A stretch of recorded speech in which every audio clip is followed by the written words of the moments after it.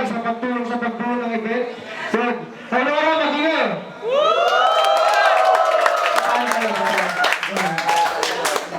Sa kanan ko, mula Bataan, magingay para kay JC! Yo, worldwide, nandito tayo ngayon, Aurora's Resto, Balanga, Bataan. Malaking shoutout kay Boss Jeffro, nasa barko ngayon, sa SSO, at kay Prime Tag, sa PHM, at sa mga nag-perform kanina. Sobrang solid ng event, lagablab. Aurora's Resto, magingay!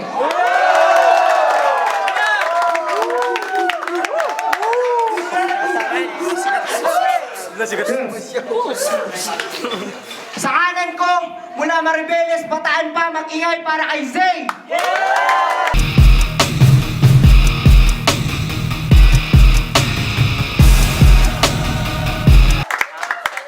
Sa X1 sa BCT, yun lang.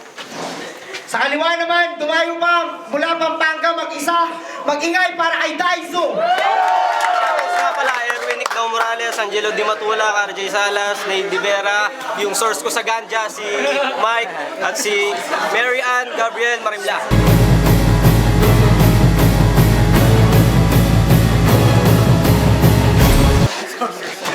Sponsor.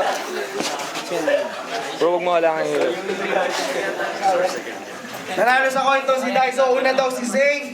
Zay, sa unang banat, pakinggan, respeto lang sa MC. Yo! Ito ang simula ng pagwawakas ng pagsisimula mo. Di na kailangan ng wakas. Sa panimula ko palang muling magsisimula to. Gitna sa dulo, ang layo niya sa amin.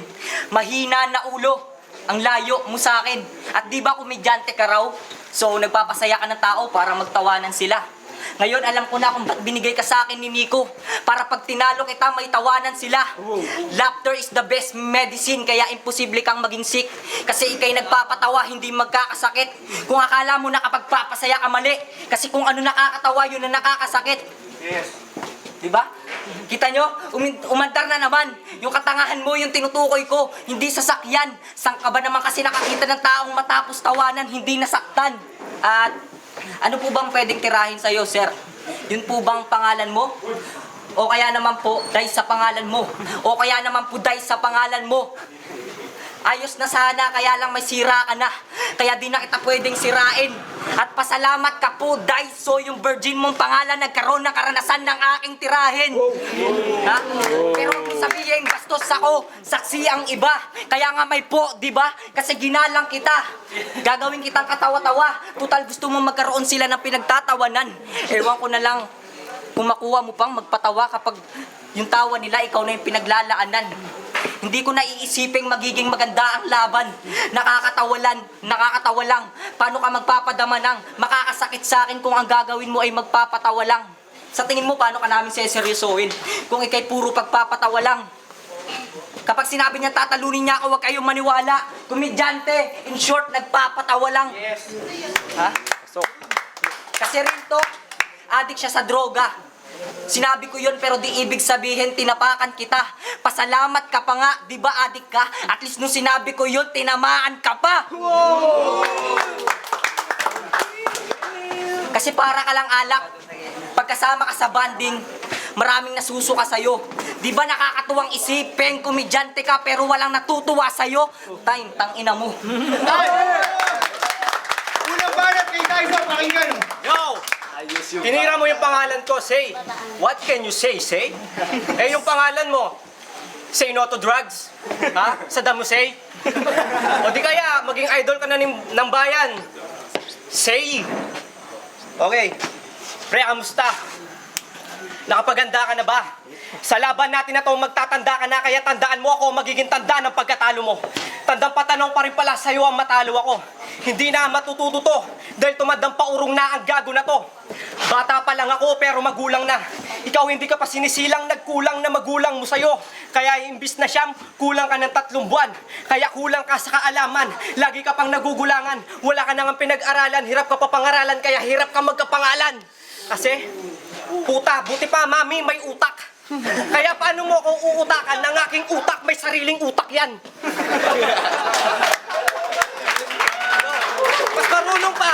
Mas marunong pang gumamit ng utak ang animal kaysa sa tulad mong animal.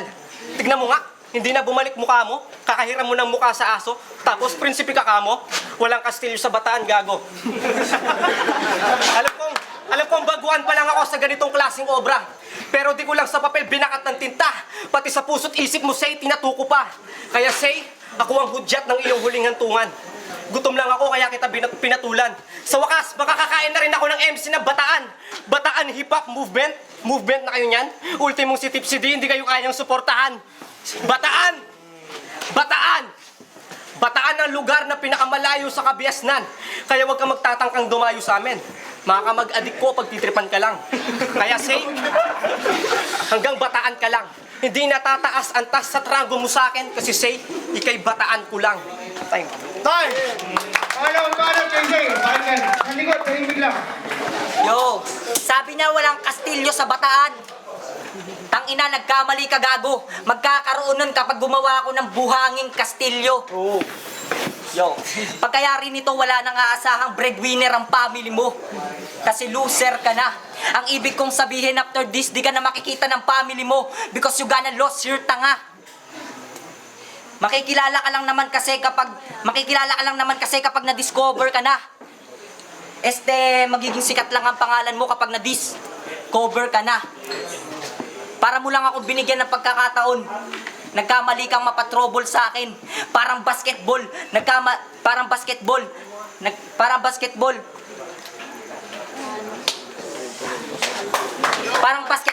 Pinabayaan mo ako makapuntos nung magkamali ka ng trouble sa akin. Speaking of trouble, yo. Shit. Kamali ka ng trouble sa akin. Easy to win. At yun ang easy to win. Easy to win at yun ang tinatawag, yo. Easy to win. Tahimik lang, tahimik lang.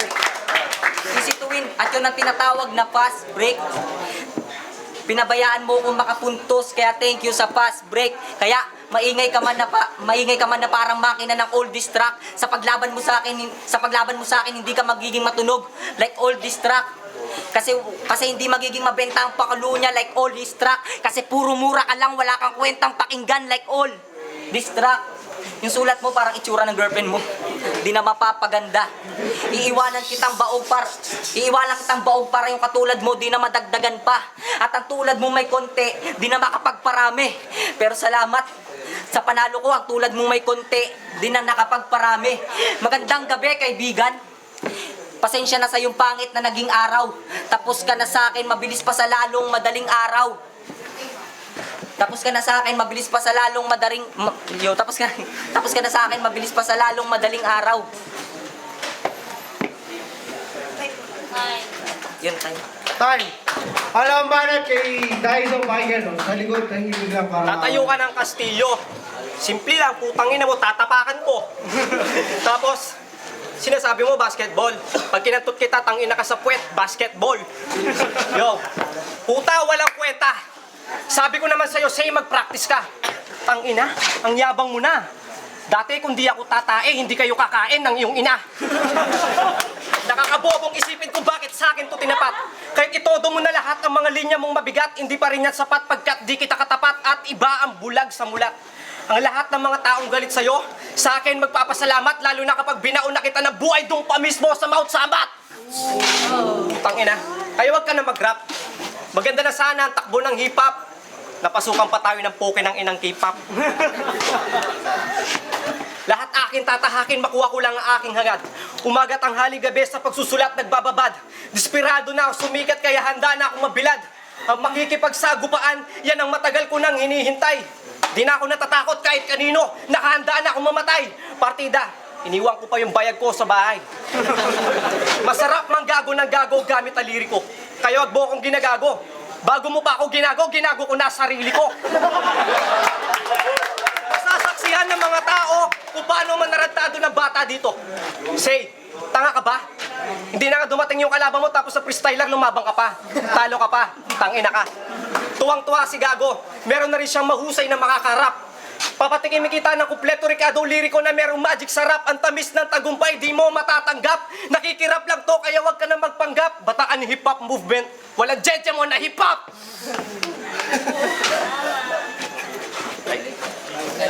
Tay! Huling banat kay Zay, pakinggan, oh.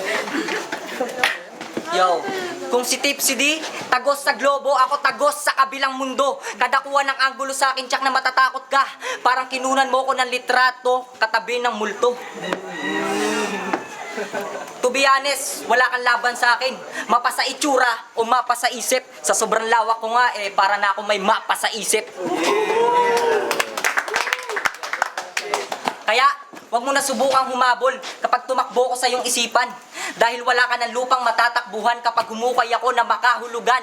Para ibaon ka ng salita na sapilitan, mga bagay na sadyang ginamit bilang pala, isipan.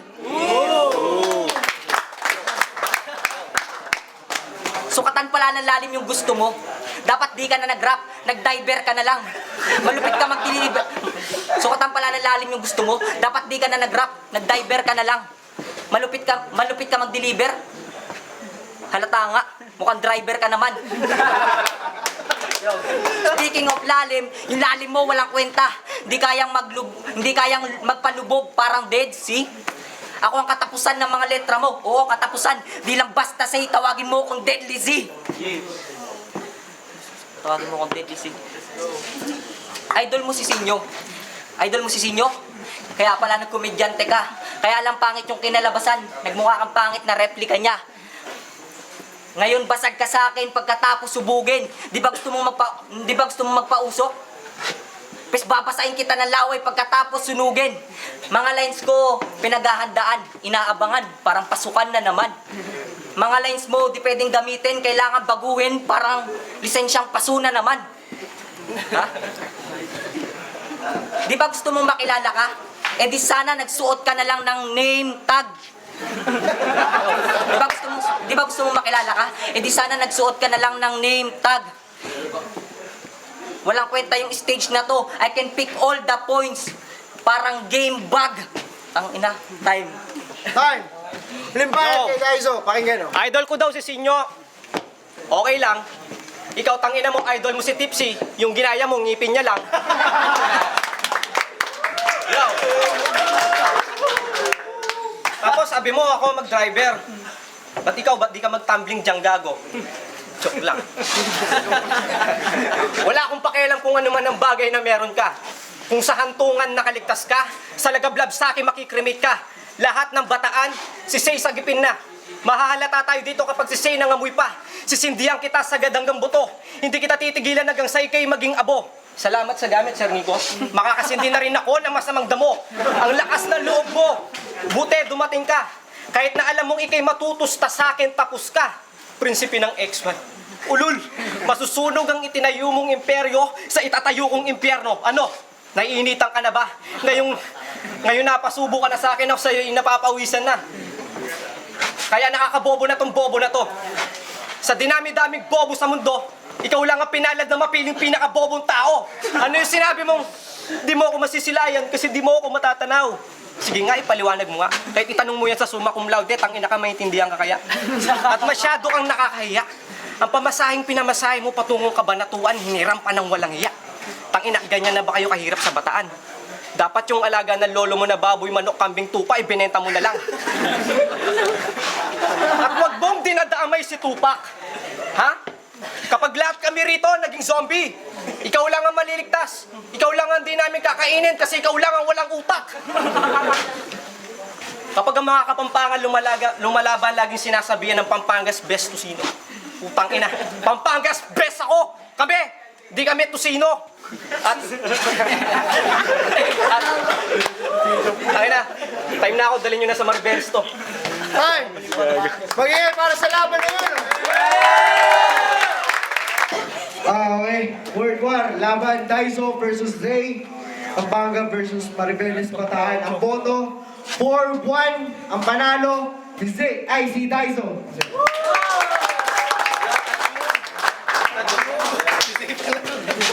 Judge. Mabilis na lang, Yun, binigay ko yung boto kay Daiso. Sa totoo lang, round 1, binigay ko kay Say. Galing niya doon. Kaya nga lang round 2, yun, lumamang na si Daiso. Haba yung choke ni Say. Tapos sa round 3, ganun din. Deliver. Tapos yun, mapapanood nyo naman ni Daiso. Tico Raps Cup.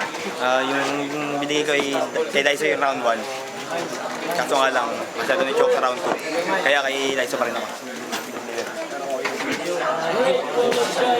Overmind, himayin ko lang round 1 bigay ko boto kay Say. Kasi tumatama na sa pagpapasok yung mga wordplay niya kay Daiso. Pero props sa mga jokes kay Daiso. Pero yung bigat ng linya kasi tinignan ko doon. Round 2 kay Daiso yung kay Daiso binigay. Noon na di ko pinansin yung choke niya ni Say pero naulit yun sa Sagtagal. So round 3, kay Daiso na yun, nakuha niya yung round na yun kasi napag-connect-connectan niya yung mga jokes sa bars niya. Saka parang di kompleto yung sasabihin ni Say kumbaga naputol kaya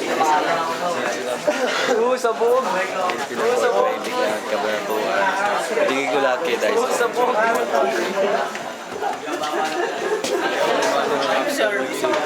Ako yung nag-iisang bumoto kay Say. Round 1, binigay ko kay Say, maganda yung setup niya, talagang solid. Round 2, slip up, mental block, nag-choke siya, kaya binigay ko yung kay Daigo. Pero round 3, slip up siya, pero bumawi sa gel, biro lang. Okay, kaya binigay ko, mas malaman yung burst ni Say. Bumawi sa